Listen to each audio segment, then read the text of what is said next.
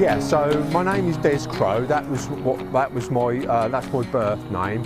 Crow is my family name with the E on the end. And I'm also a druid of the nomadic order of minstrels, artisans and druids, which is nomad, because we're nomadic druids. Yeah. And my name there is Des Straith Crow. Straith is a tree, it's a blackthorn.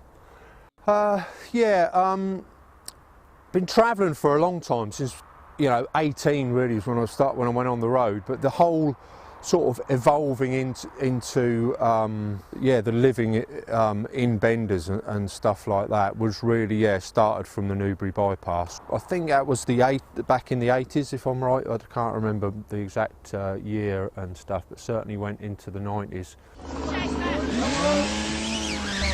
For over 3 months, road protesters have fought each day with 1,000 security guards, police and professional climbers in England's biggest anti-road protest ever. Destruction for 2 minutes!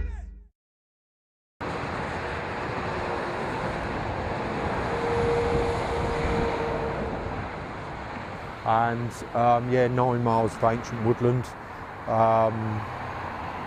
under threat of the bypass there, and many people coming together and defending that land really, and living.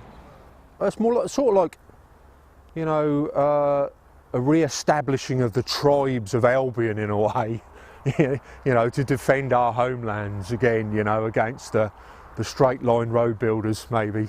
If there was a bit of land under threat, of inappropriate development, we could be on there, and within 24 hours we'd have a complete setup. The loo would be there, your kitchen bender would be there, your living spaces would be there, and a few defences, maybe tunnels or in the trees. This is a structure which we call a bender, pretty much, because you bend the poles over and tie them together. Now bender structures have been used and still are by a lot of the travelling community, and have been for way back. And many people think that as the Native American Indians have their teepees as their traditional nomadic structure, and as the Mongolians have yurts as their traditional one, it makes sense that this is very likely to have been our type. The poles harvested from certain types of willow. Bols vimunalis is one of the better ones for bender building. Any variety of hazel or ash. Do you want to see the loo? Go on then. Basically, you make your deposit in the hole, and like where this one is, there's already sort of young trees around it. The trees feed off. That's like lovely manure for them, and it just keeps breaking down. You don't have to empty it, and it don't really smell. It's lovely and open air sort of experience. We celebrate 8 festivals throughout the year. Sort of this time of year, which we're moving into now, which is the old name for that is Samhain, but some people celebrate it these days as Halloween.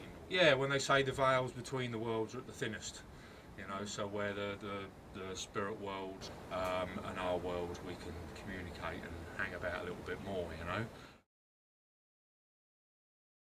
Where we're at now, we're at a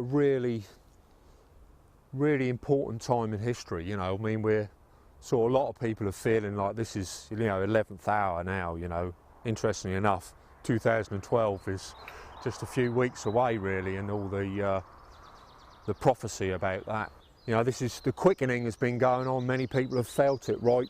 I certainly have, from the 80s onwards. The quickening, there's continual change and continual evolution.